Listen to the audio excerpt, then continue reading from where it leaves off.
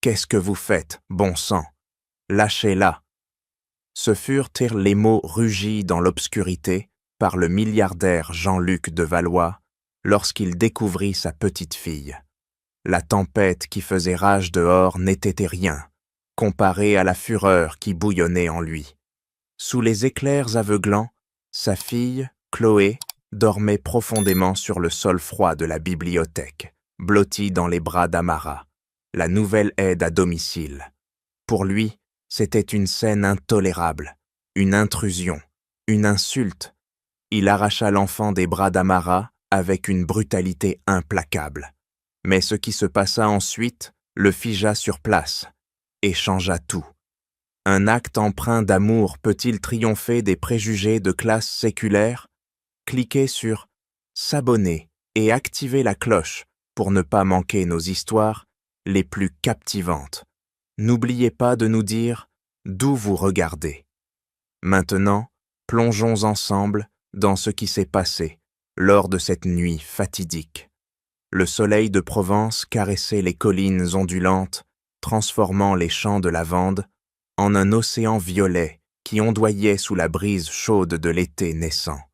Domaine de la lavande bleue s'étendait comme un joyau ancien, avec ses murs de pierre blonde patinés par les siècles, ses vignes grimpantes et son manoir imposant qui dominait le paysage. Mais derrière cette beauté idyllique se cachait une ombre, un silence pesant qui enveloppait la demeure comme un voile de deuil. C'était là qu'Amara Diop arrivait, sac à dos sur l'épaule, le cœur battant d'un mélange d'espoir et d'appréhension. Amara, 24 ans, étudiante brillante en botanique à l'université de Montpellier, avait dû suspendre ses rêves académiques. Originaire du Sénégal, elle avait traversé les mers pour poursuivre son amour des plantes, mais les réalités financières l'avaient en effet rattrapée. Les bourses s'étaient taries et les emplois étudiants ne suffisaient matom plus. Quand l'annonce pour une aide à domicile au domaine avait surgi, elle avait saisi l'opportunité. Un salaire décent, un toit sur la tête et peut-être, juste peut-être, un lien avec la nature qu'elle chérissait tant. Elle descendit du bus local, les roues de crissant sur le gravier de l'allée, bordée de cyprès élancés. L'air embaumait déjà la lavande, un parfum doux et enivrant qui lui rappelait les marchés de Dakar, où les herbes séchées dansaient dans le vent. À la porte du manoir, une femme d'une 50aine d'années l'attendit, les cheveux gris noués en un chignon strict. C'était Madame Leclerc, la gouvernante, dont les yeux perçants trahissaient une loyauté farouche envers la famille de Valois. « Vous êtes Amara Diop » demanda-t-elle d'une voix neutre, scrutant la jeune femme de la tête aux pieds. Amara hocha la tête, serrant la main tendue. « Oui, madame, je suis prête à commencer. » Madame Leclerc la guida à travers les couloirs sombres du manoir, où les portraits d'ancêtres aristocratiques semblaient la juger du haut de leur cadre doré. Le domaine appartient à monsieur Jean-Luc de Valois, héritier d'une longue lignée de parfumeurs. Il est exigeant, et il y a la petite Chloé, sa fille de 6 ans. Elle ne parle pas depuis la mort de sa mère, il y a 2 ans. Un accident tragique. Vous devrez vous occuper d'elle avec la plus grande discrétion. Pas de questions inutiles, pas de familiarité excessive. Amara sentit un frisson la parcourir. Elle n'était pas venue pour fouiner dans les secrets de famille, mais pour survivre. On lui montra sa chambre modeste au dernier étage, une pièce exiguë avec vue sur les champs. À peine installée, elle fut appelée pour rencontrer le maître des lieux. Jean-Luc de Valois se tenait dans son bureau, une pièce aux murs tapissés de livres anciens et de flacons de parfums scintillants. Il était grand, les traits ciselés, les yeux bleus comme la lavande elle-même, mais froid, distant. « Mademoiselle Diop, » dit-il sans lever les yeux de ses papiers, « je vous ai engagée parce que votre curriculum mentionne une expertise en botanique. Cela pourrait s'avérer utile pour le domaine. Mais rappelez-vous, vous êtes ici pour servir, pas pour vous intégrer. » Son ton était sec, et Amara perçut l'hésitation dans son regard quand il la dévisagea enfin. Une ombre de méfiance, peut-être à cause de sa peau ébène qui contrastait avec la pâleur aristocratique des portraits environnants. Elle ravala sa fierté. « Je comprends, monsieur. Je ferai de mon mieux. » L'après-midi même, Amara rencontra Chloé. La petite fille était assise dans le jardin, entourée de fleurs, mais son regard était vide, perdu dans un monde intérieur. Elle ne parlait pas, ne souriait pas. Amara s'approcha doucement, s'agenouillant à son niveau. « Bonjour Chloé, je m'appelle Amara. Veux-tu m'aider à cueillir des fleurs ?» Pas de réponse, mais les yeux de l'enfant s'attardèrent sur elle. Amara commença à ramasser des brins de lavande, tissant une couronne simple. Lentement, Chloé tendit la main, touchant les pétales violets. Un premier lien se forma, fragile comme une tige naissante. Mais le calme fut de courte durée. En fin d'après-midi, une voiture luxueuse s'arrêta devant le manoir. Hélène de Valois, la tante de Jean-Luc, descendit avec une élégance glaciale. Âgée d'une 60aine d'années, elle portait un tailleur impeccable, ses cheveux blancs relevés en un chignon sophistiqué. Elle était une actionnaire puissante de l'entreprise familiale, et son arrivée annonçait toujours des tensions. Madame Leclerc l'accueillit, mais Hélène balaya la gouvernante d'un geste. « Où est mon neveu? Et qui est cette personne ?» demanda-t-elle en apercevant Amara dans le jardin avec Chloé. Jean-Luc apparut, échangeant une accolade froide avec sa tante. Hélène s'approcha du jardin, ses yeux se posant sur Amara comme sur une intruse. « Jean-Luc, qu'est-ce que cela signifie? Une aide à domicile, d'origine africaine. Son teint ne s'accorde guère avec la pureté de notre Provence.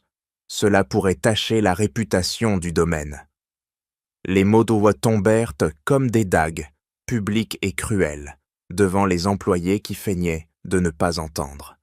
Amara sentit son sang bouillir, mais elle resta immobile, serrant les dents.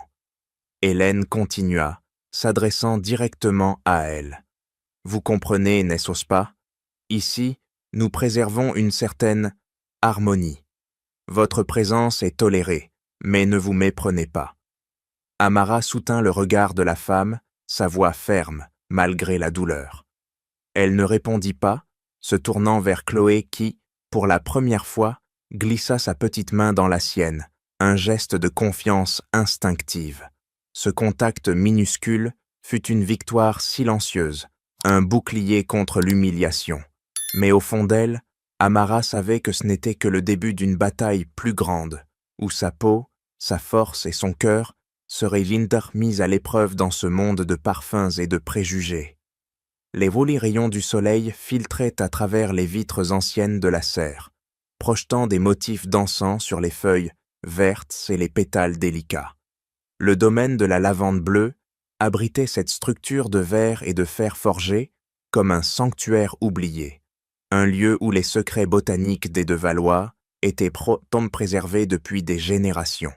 L'air y était lourd d'humidité et de fragrances terreuses, lavande fraîchement coupée, terre humide, et un soupçon de rose fanée qui rappelait les gloires passées. C'était ici, sous cette voûte transparente, que Amara Diop cherchait refuge, après l'humiliation infligée par Hélène. La jeune femme, encore ébranlée par les mots acérés de la tante, se concentrait sur Chloé, dont la dépendance grandissante envers elle créait une tension palpable dans l'atmosphère déjà étouffante de l'été provençal. Amara avait transformé la serre en un havre pour l'enfant. Chaque matin, elle emmenait Chloé explorer ce monde miniature de verdure. « Regarde ces abeilles » murmurait-elle, en pointant du doigt les insectes bourdonnants qui dansaient entre les brins de lavande en pot. Chloé, toujours silencieuse, observait avec une fascination muette ses petits doigts traçant des motifs imaginaires sur la terre. Amara, avec sa patience infinie forgée par des années d'études solitaires, initiait l'enfant à l'art de la botanique. Elles dessinaient ensemble des feuilles de sauge sur du papier kraft, Amara expliquant les veines qui couraient comme des rivières vitales. « Elle porte la vie, tout comme nous », disait-elle doucement, espérant que ces mots percent la coquille de silence qui enveloppait la petite. Peu à peu, Chloé se détendait, ses épaules se relâchaient, et un éclat fugace illuminait ses yeux quand une fleur s'ouvrait sous leurs regards attentifs. De loin, Jean-Luc observait cette scène, caché derrière une haie d'oliviers, tordue par le vent. Il avait passé la nuit à ruminer l'incident avec sa tante, ses paroles résonnant comme un écho persistant. Hélène avait semé le doute, mais en voyant Amara avec Chloé, il sentait une fissure dans son armure de préjugés.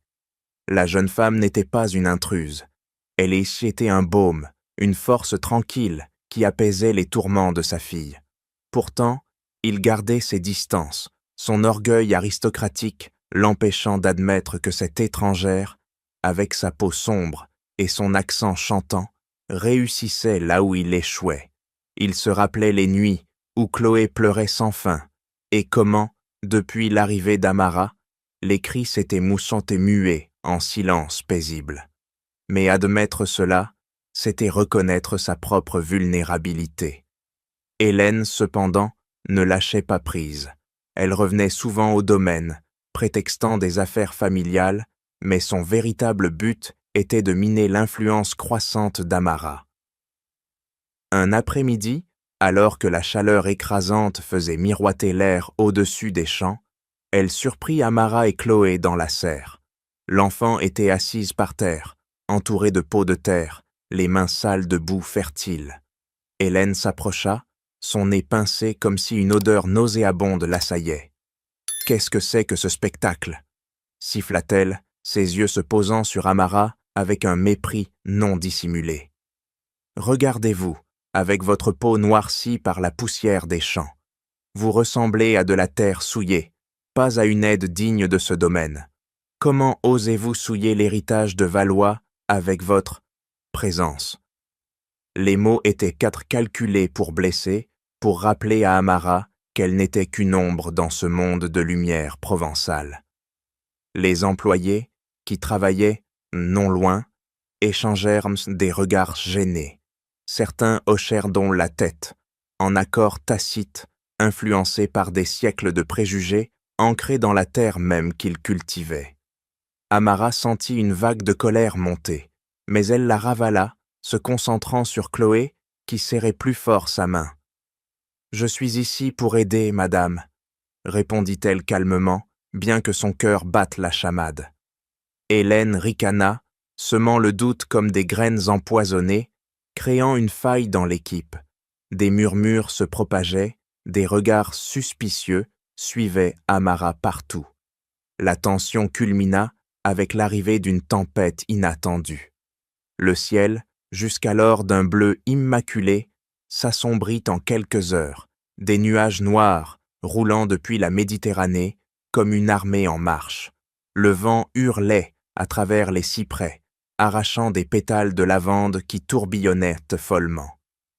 Chloé, terrifiée par les premiers grondements du tonnerre, s'enfuit de la serre et se réfugia dans la bibliothèque du manoir, une pièce sombre aux étagères, chargée de volumes anciens. Amara, alarmée, la chercha frénétiquement, son cœur cognant au rythme des éclairs qui ébrénaient le ciel. Elle trouva enfin l'enfant recroquevillé sous une table, tremblante, les yeux écarquillés de peur. Sans hésiter, Amara s'allongea sur le sol froid, enveloppant Chloé de ses bras protecteurs. Elle chanta une berceuse wolof, une mélodie douce et rythmée qui couvrait les rugissements de l'orage. Peu à peu, la petite se calma, son corps se levant contre celui d'Amara, et elles s'endormirent ainsi, épuisées par l'émotion. Jean-Luc, rentrant d'une inspection des champs sous la pluie battante, entra dans la bibliothèque pour vérifier les fenêtres. La vue le frappa comme un coup de foudre. Sa fille, paisible dans les bras de cette femme qu'il avait à peine tolérée.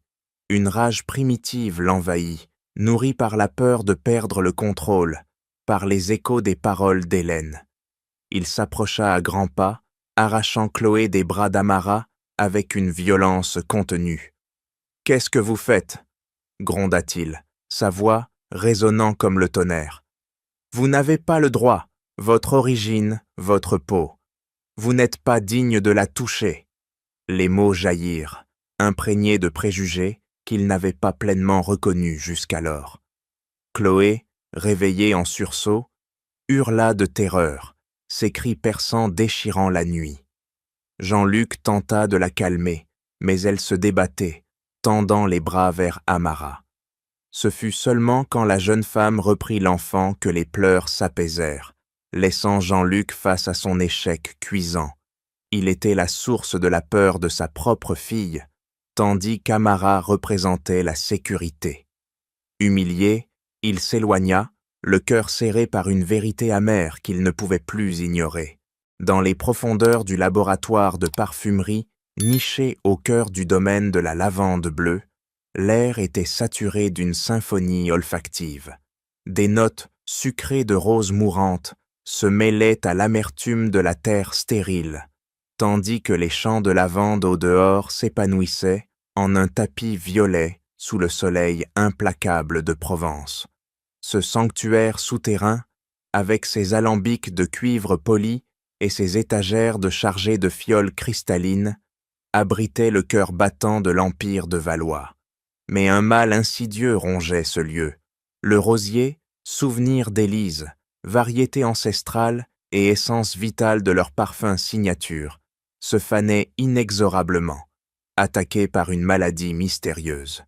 Les pétales jadis écarlates tombaient ayant comme des larmes de sang sur le sol carrelé, menaçant l'héritage familial d'une ruine silencieuse.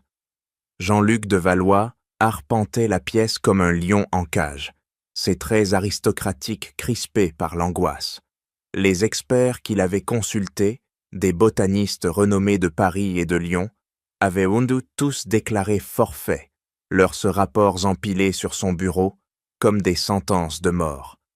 La nuit précédente, après l'incident de la bibliothèque, il avait passé des heures à ruminer, hanté par l'image de Chloé dans les bras d'Amara. Cette femme, avec sa résilience inébranlable, avait apaisé sa fille là où il avait échoué. Et maintenant, face à la crise du rosier, il se rappelait son curriculum, une experte en botanique, formée à Montpellier. L'idée le rongeait comme un ver dans une rose. Demander de l'aide à une aide à domicile, une immigrée sénégalaise, c'était une capitulation. Pourtant, l'urgence l'emporta. Il la convoqua au laboratoire au lever du jour, la voix rauque de fatigue. Amara entra, encore marqué par les paroles venimeuses d'Hélène, mais son regard restait ferme, ancré dans une dignité que rien ne pouvait ébranler. « Mademoiselle Diop » commença-t-il, évitant son regard. « Le domaine fait face à une catastrophe. Ce rosier, c'est l'âme de notre entreprise. Les spécialistes ont échoué. Votre expertise pourrait être utile. » Amara observa les plantes agonisantes, ses doigts effleurant délicatement une feuille jaunie. Elle diagnostiqua rapidement un champignon cryptogamique aggravé par un sol appauvri. « Je peux essayer, monsieur, mais il faudra des analyses, des greffages et du temps. » Pour la première fois, Jean-Luc la regarda vraiment, voyant au-delà de sa peau ébène, percevant la flamme de la connaissance dans ses yeux. Ils entamèrent une collaboration forcée, côte à côte dans le laboratoire, où les heures s'étiraient en un balai de pipettes et de microscopes. Amara proposa des traitements naturels, infusion d'ail et de prêle pour renforcer les racines, un compost enrichi pour revitaliser la terre. Jean-Luc, sceptique au début, fut forcé d'admettre l'efficacité naissante, quelques ce bourgeon vert émergèrent, fragile promesse de survie. Mais Hélène veillait, tel un corbeau sur une proie. Elle intensifiait ses attaques, transformant chaque visite en une épreuve pour Amara. Un midi, lors d'un déjeuner familial dans la salle à manger aux tapisseries d'Adéfané, un incident banal devint une arme. Chloé, jouant avec sa cuillère, renversa du jus sur la nappe immaculée. Hélène, d'un geste théâtral, sortit un couteau et découpa la partie tachée, la jetant aux pieds d'Avidamara. « Nettoyez cela !» ordonna-t-elle, un sourire glacial aux lèvres. « Votre couleur se fond si bien avec les salissures. Vous êtes faite pour cela, n'est-ce pas? Pas pour prétendre à plus. » Les domestiques ricanèrent discrètement, l'humiliation publique s'enracinant comme une mauvaise herbe. Plus tard, Hélène offrit à Amara un flacon de parfum bon marché, un vaporisateur pour toilette. « Pour masquer votre essence naturelle, » murmura-t-elle, insinuant que la peau d'Amara était une offense à la pureté des fragrances de Valois. Ces pics, répétés, semaient le doute parmi le personnel. Des regards hostiles suivaient Tamara dans les couloirs, des murmures sur l'Africaine qui se croit chez elle, empoisonnée donne et l'air. La crise s'aggrava quand Hélène frappa au cœur du projet. Apprenant la collaboration avec Amara, elle usa de son influence en tant qu'actionnaire pour interrompre la livraison de terres nutritives spéciales d'Italie, essentielles pour les greffages. Un appel anonyme aux fournisseurs et les caisses furent pourtant détournées. Jean-Luc découvrit le sabotage par un courriel laconique. Commande annulée sur ordre supérieur. Le projet s'arrêta net, les roses de fanant plus vite que jamais. Amara, refusant de capituler, improvisa avec des ressources locales. Elle récolta de la tourbe des marais voisins, mélangea des algues marines pour un engrais naturel. Mais Hélène, sentant la victoire proche, passa à l'offensive publique. Lors d'une réunion improvisée avec les employés du laboratoire, elle irrompit, accusant Amara devant tous. Cette femme, avec son origine immigrée et sa peau sombre, n'est qu'une imposture. Elle nous trompe avec ses remèdes primitifs, cherchant à détruire notre héritage européen pur. C'est une fraude, une intruse qui souille notre sol sacré. Les mots se résonnèrent comme un tonnerre, divisant l'équipe. Certains hochèrent la tête, influencés par des préjugés ancestraux. D'autres, ayant vu les progrès d'Amara, restèrent silencieux, mais troublés. Jean-Luc, alerté par le tumulte, surgit dans la pièce. Pour la première fois, il défendit Amara ouvertement. « Assez, tante !» tonna-t-il, sa voix vibrant d'une colère contenue. « Ces méthodes sauvent ce que vos experts ont abandonné. Votre haine est plus toxique que n'importe quel champignon. » Hélène blêmit, un rift familial se creusant comme une faille dans la terre provençale. Amara, le cœur serré par l'humiliation réitérée sur sa couleur de peau, soutint le regard de Jean-Luc, une alliance naissante forgée dans le feu de l'adversité. Ce soir-là, seule dans sa chambre, elle pleura en silence, mais sa résolution s'affermit. Elle ne fuirait pas. Elle combattrait pour Chloé, pour les roses, et pour prouver que sa valeur transcendait les ombres de la discrimination. La lune se reflétait sur les vitres embuées de la serre, transformant l'intérieur en un labyrinthe d'ombres argentées et de reflets spectraux. Le domaine de la lavande bleue, enveloppé dans la nuit provençale, respirait un calme trompeur. Les champs de lavande dormaient sous un ciel étoilé, mais à l'intérieur de cette cathédrale de verre et de fer forgé, une bataille silencieuse faisait rage.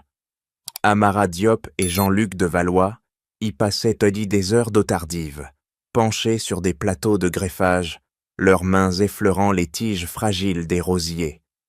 L'air était chargé d'une humidité poisseuse, mêlée à l'odeur âcre de la terre remuée et des solutions antiseptiques. Chaque nuit, ils luttaient contre le temps, contre la maladie qui rongeait les racines et contre les démons intérieurs qui les hantaient.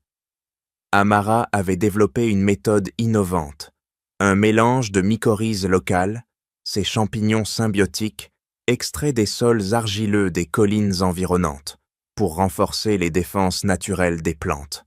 Elle travaillait avec une précision chirurgicale, ses doigts de coie noirs contrastant avec les pétales pâles, greffant des boutures saines sur des porte-greffes résistants. Jean-Luc, d'abord réticent, observait avec un respect croissant. Les progrès étaient visibles.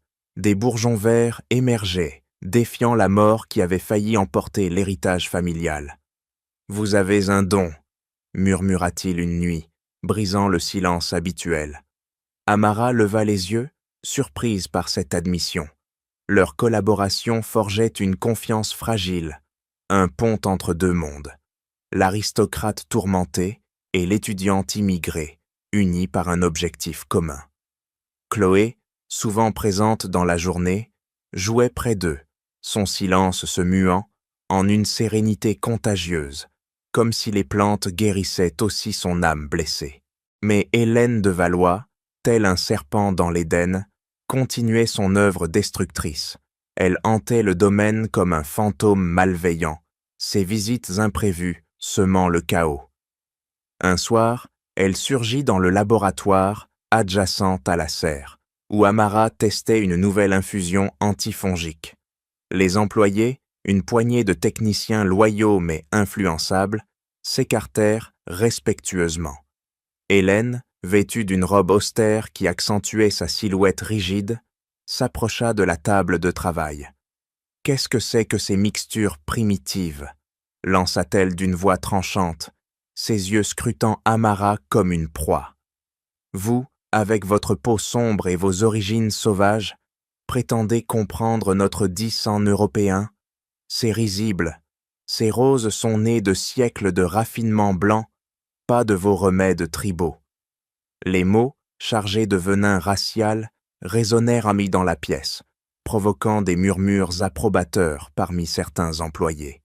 Un jeune assistant, influencé par des préjugés enfouis, hocha la tête.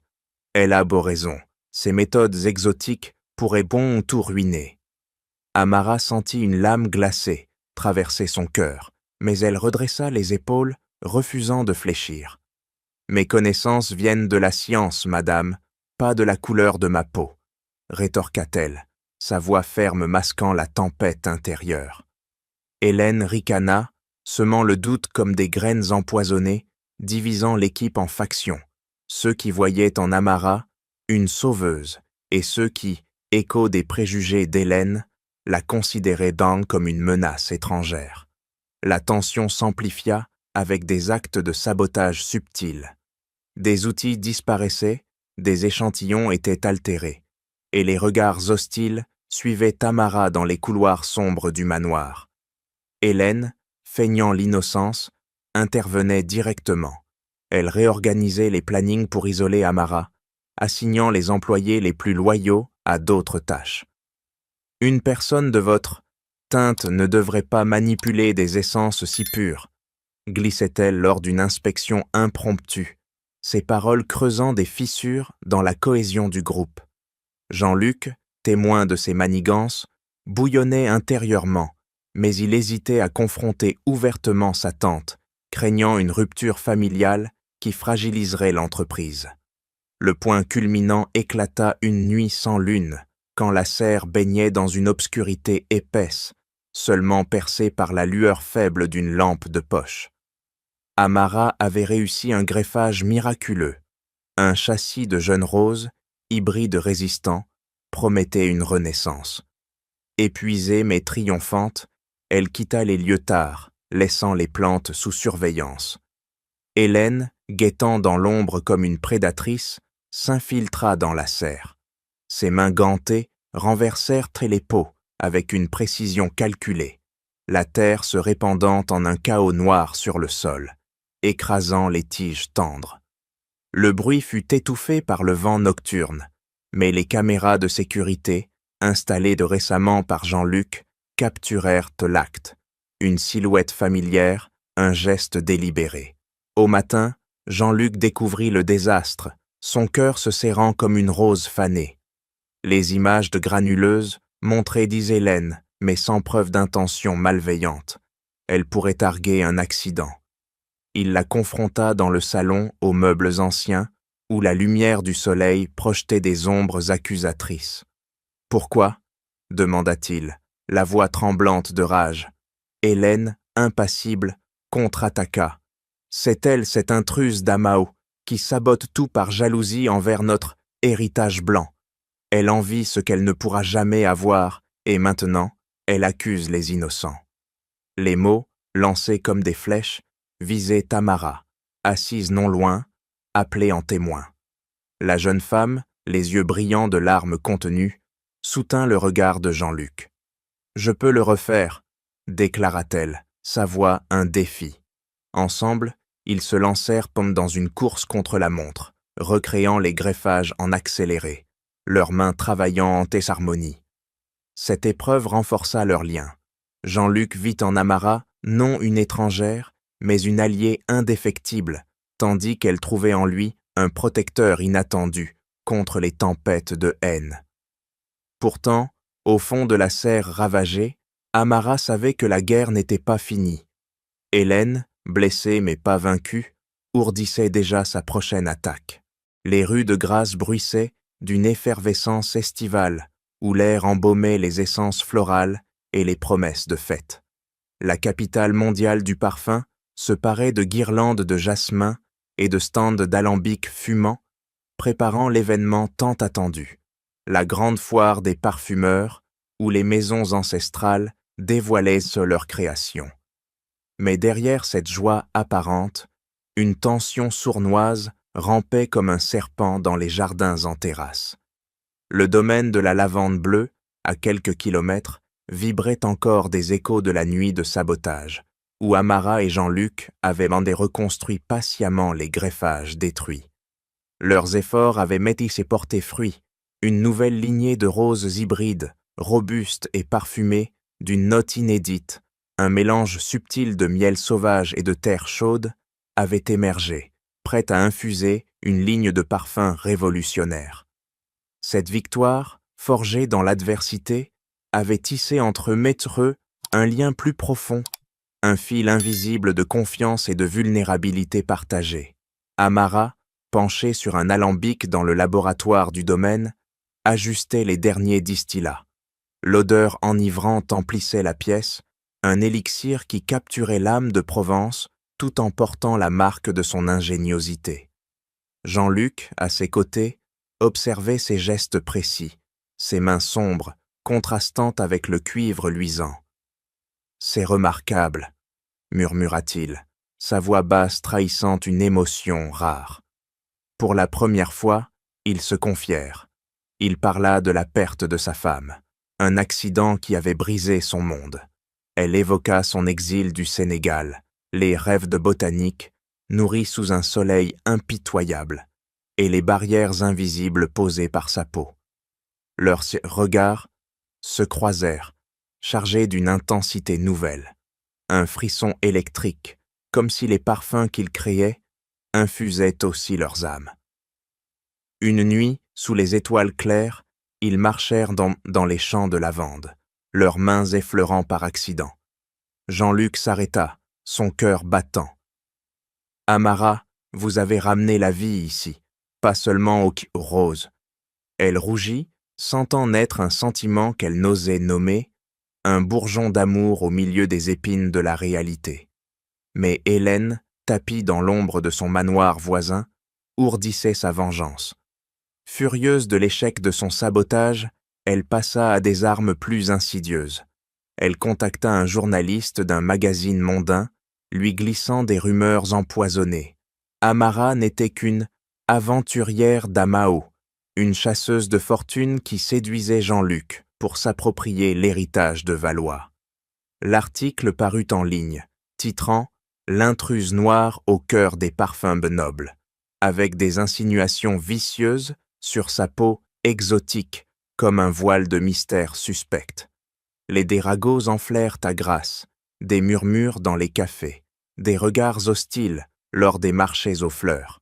Amara, découvrant le pamphlet un matin, sentit une nausée monter. « Comment ose-t-il » pensa-t-elle, les larmes aux yeux, mais elle ravala sa douleur, se concentrant sur le parfum. Hélène, triomphante, alla plus loin. Elle convoqua une réunion extraordinaire du conseil d'administration, prétextant une urgence pour l'événement de Grasse. Son plan, proposer une alternative synthétique, des essences chimiques bon marché qui rendraient obsolètes les méthodes naturelles d'Amara, effaçant ainsi son rôle et restaurant la pureté de l'entreprise. La réunion se tint dans une salle lambrissée du manoir, sous des lustres cristallins qui scintillaient comme des étoiles froides. Les actionnaires, une douzaine d'hommes et de femmes en costumes impeccables, s'assirent autour d'une table massive. Jean-Luc présidait, tendu, tandis qu'Amara, invitée comme consultante, se tenait en retrait, sentant les regards peser sur elle.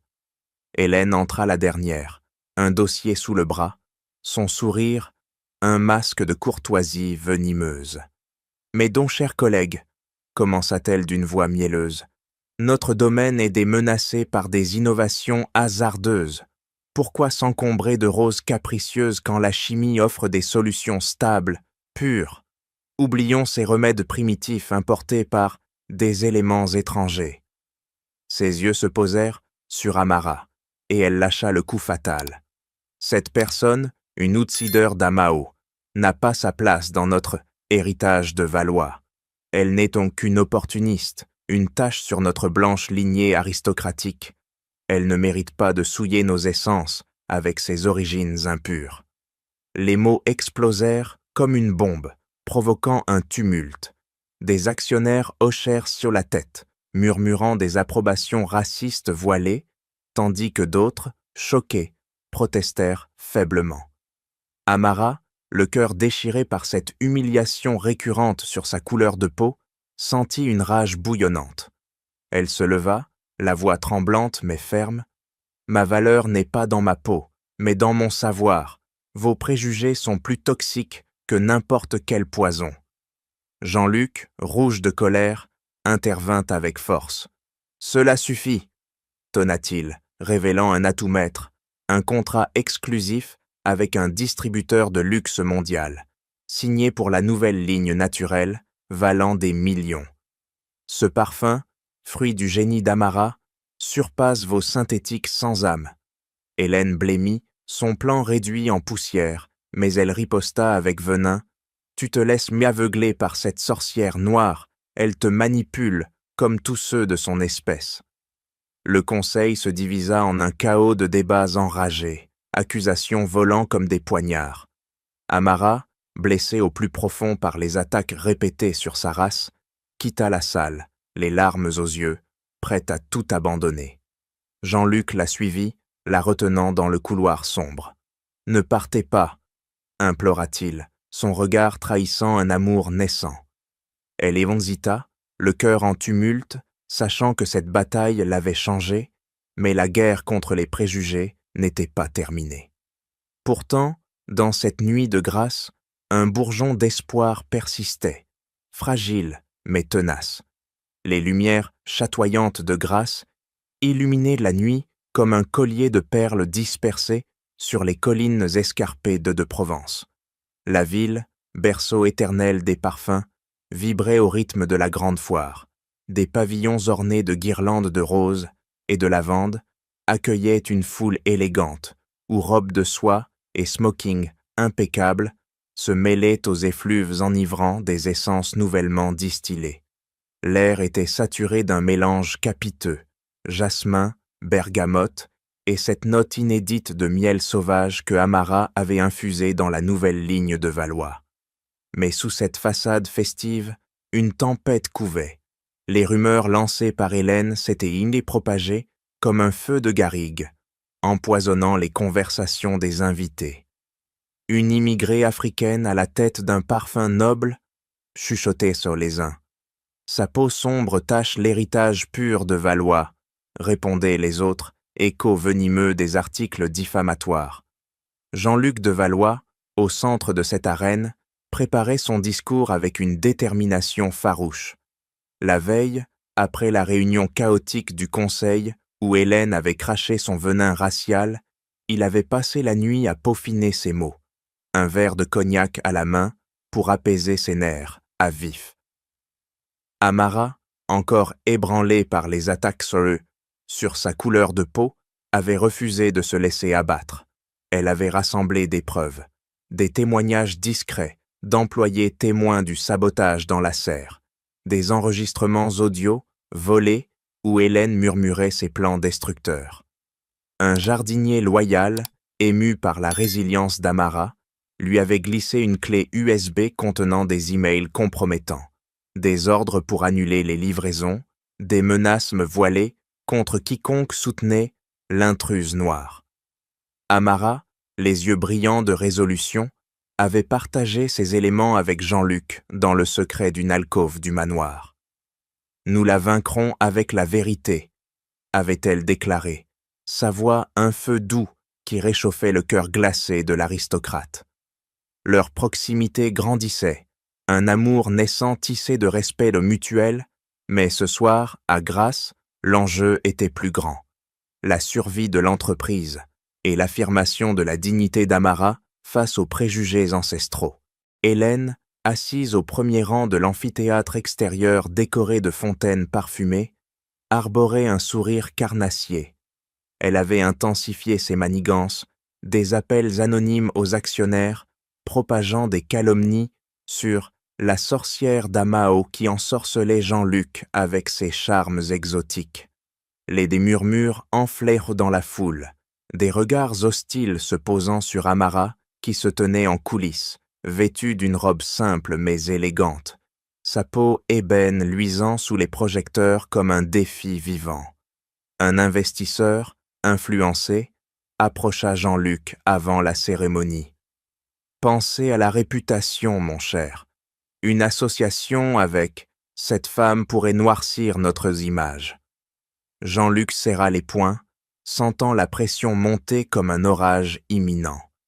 Amara, entendant ces mots, sentit une lame familière traverser son âme, ses attaques incessantes sur sa race, la réduisant à une ombre indésirable dans un monde de blancheur aristocratique. Mais elle redressa la tête, se rappelant les roses qu'elle avait sauvées, fragiles mais résilientes. La cérémonie commença sous un ciel crépusculaire, les invités s'installant avec anticipation. Un orchestre joua une mélodie légère, masquant la tension sous-jacente. Jean-Luc monta sur scène, son discours en main, le cœur battant. Il parla d'abord de l'héritage de Valois, des siècles de parfums nés de la terre provençale. Puis, sa voix s'affermit. Il évoqua le voyage d'Amara. Une femme venue d'horizons lointains, armée non de privilèges, mais de savoir et de courage. Elle a ramené la vie à nos roses, défiant la mort avec une ingéniosité que nul préjugé ne saurait étouffer. Les mots résonnèrent, provoquant des applaudissements timides, mais Hélène, le visage crispé, se leva pour interrompre. « Mensonge !» siffla-t-elle, sa voix portant comme un vent mauvais. Cette intruse, avec sa peau noire et ses origines impures, n'est qu'une destructrice. Elle souille notre lignée blanche, notre pureté européenne. La foule retint son souffle, un murmure de choc se propageant comme une onde. Jean-Luc, impassible, activa un projecteur. Des images de la serre sabotée apparurent, suivies de des emails et témoignages. « Voici la vérité », tonna-t-il, révélant les manigances d'Hélène, les annulations de commandes, les rumeurs raciales, les actes de vandalisme capturés en vidéo. Vous, tante, avez tenté de détruire ce que vous ne pouviez contrôler, par haine et préjugés. Hélène blême se rassit, son empire s'effondrant sous les regards accusateurs. Les actionnaires, outrés, votèrent sur-le-champ pour son exclusion, la forçant à vendre ses parts. Le scandale éclata. Des journalistes notaient frénétiquement. La foule bourdonnait de stupeur. Hélène, acculée, lança un dernier assaut personnel contre Amara, qui s'était avancée sur scène. « Toi, avec ta couleur de nuit, tu n'as pas ta place ici. Tu es une tache sur notre histoire blanche. » Amara, le cœur en feu, répondit avec une force tranquille. « Ma couleur et c'est ma force, madame. Elle porte les racines de monde que vous ignorez. Et aujourd'hui, elle illumine ce que votre haine a tenté d'éteindre. » La foule applaudit, un tonnerre d'approbation balayant les préjugés. Hélène, vaincue, quitta la Soussène, son règne brisé. Amara, aux côtés de Jean-Luc, sentit une libération profonde, non seulement une victoire sur l'ennemi, mais une affirmation de sa valeur, au-delà de la peau, au cœur même des parfums de Provence. Les derniers rayons du soleil d'été caressaient dans les collines de Provence, teignant les champs de lavande d'un violet fané qui s'estompait comme un souvenir doux amer.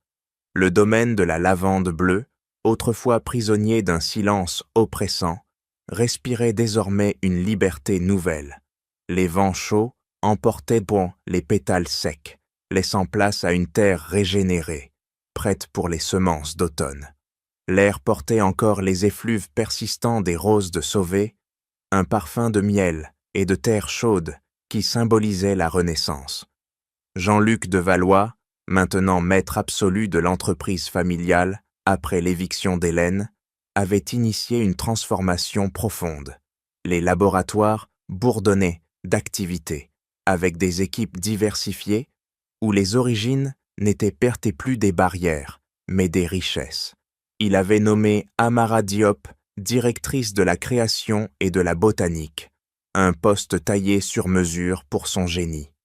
Elle, qui avait lutté contre les tempêtes de préjugés, se tenait désormais au cœur des décisions, ses idées infusant chaque nouvelle essence comme une promesse de durabilité. Amara avait repris ses études à Montpellier, naviguant entre le domaine et l'université avec une énergie inébranlable. Ses nuits étaient laisses courtes, mais remplies d'un but renouvelé. Elle fonda le fonds Les Racines du Savoir, une bourse dédiée aux étudiants immigrés, particulièrement ceux de peau sombre comme elle, souvent invisibles dans les couloirs académiques. Pour que personne ne soit jugé sur sa couleur, mais sur ses racines profondes, expliquait-elle lors des premières levées de fonds, sa voix résonnant avec une force forgée dans l'adversité. Chloé, la petite fille d'autrefois murée dans le silence, avait fleuri comme les roses qu'elle aidait à cultiver. À 7 ans maintenant, elle riait aux éclats, babillant des histoires imaginaires sur les abeilles et les fleurs. Son évolution était le miroir des changements. Les nuits de terreur avaient pommé cédé à des sommeils paisibles, et sa voix, libérée, portait l'écho de la résilience d'Amara. Jean-Luc, transformé par l'amour naissant, passait des soirées à jouer avec elle, ses traits autrefois rigides, adoucis par une joie paternelle retrouvée. Pourtant, l'ombre d'Hélène n'avait pas totalement disparu. Un après-midi orageux, alors que les nuages s'amoncelaient au-dessus des collines, une voiture familière gravit l'allée gravillonnée. Hélène de Valois descendit, amaigrie et pâle, son élégance habituelle craquelée comme une porcelaine fendue. Elle avait vendu ses parts, perdant son emprise sur l'Empire, mais son orgueil l'avait poussée à revenir pour une confrontation finale. Jean-Luc l'accueillit dans le salon, aux meubles anciens, où la lumière tamisée projetait des ombres accusatrices sur les portraits familiaux. Amara, alertée, se joignit à eux, son cœur battant d'une appréhension mêlée de pitié. Chloé jouait dehors, ignorante de la tempête qui se préparait. Hélène s'assit avec raideur, ses yeux perçants scrutant Amara comme une ennemie vaincue mais non oubliée. « Je suis venue admettre ma défaite », commença-t-elle d'une voix aigre, les mots arrachés comme des épines. « Vous avez gagné avec vos manigances et votre alliance contre nature. » Jean-Luc fronça les sourcils, mais Amara leva la main pour l'apaiser. Hélène continua, son venin suintant. « Mais regardez-vous, avec cette peau noire qui offense notre lignée blanche. Vous n'êtes qu'une intruse, une tache indélébile sur l'histoire de Valois. Comment osez-vous prétendre à une place ici, quand votre sang porte les marques d'un continent sauvage ?» Les paroles, lancées comme des flèches empoisonnées, ravivèrent dans les blessures passées, ces attaques incessantes sur sa couleur, réduisant Amara à un symbole de différence haïe. La pièce s'alourdit d'un silence électrique, Jean-Luc prêt à exploser, mais Amara, sereine, soutint le regard de la femme. « Votre haine, madame, est un poison que vous buvez seul, répondit-elle, sa voix un fleuve calme. Je ne vous hais pas, je vous plains. Ma peau porte les racines de mondes que vous ignorez, des forces que vos préjugés ne peuvent qu'à-t-il briser. Je pardonne, mais je n'oublie pas. Allez-vous-en et emportez votre ombre avec vous. Hélène, tremblante, se leva, son masque craquant enfin. Elle tenta un dernier assaut, viscéral. « Vous n'appartenez pas ici. Votre noirceur souille tout ce que nous avons bâti de pur et de blanc. » Mais Amara, inébranlable, s'approcha, son regard empli de compassion ferme. « Ma noirceur était lumière pour ceux qui voient au-delà. Adieu, Hélène. » La tante, brisée, quitta le manoir, sa voiture s'éloignant dans un crissement de gravier, emportant avec elle les vestiges d'un passé toxique. Jean-Luc serra Amara dans ses bras, murmurant des mots d'amour naissants, scellant leur union dans cette victoire définitive. Plus tard, dans la serre baignée d'une lumière dorée, Amara, Jean-Luc et Chloé travaillaient ensemble.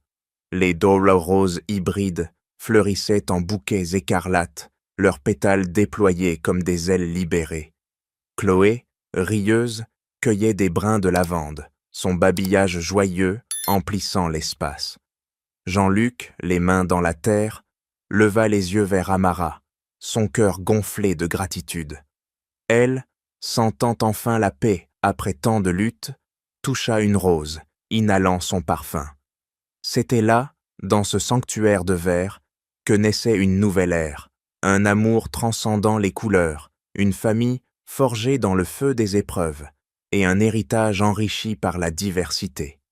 Amara ferma les yeux, laissant le vent porter les effluves, un parfum de sérénité conquise, où les ombres des préjugés s'étaient dissipées, pour toujours. Cette histoire d'Amara, Jean-Luc et Chloé nous rappelle que l'amour et la résilience peuvent triompher des préjugés les plus tenaces. Qu'en pensez-vous? Partagez vos réflexions dans les commentaires. Dites-nous ce qui vous a touché ou inspiré. Un grand merci à vous tous d'avoir suivi cette aventure parfumée au cœur de la Provence. On se retrouve bientôt pour d'autres récits captivants. N'oubliez pas de vous abonner à la chaîne et d'activer la cloche pour ne rien manquer.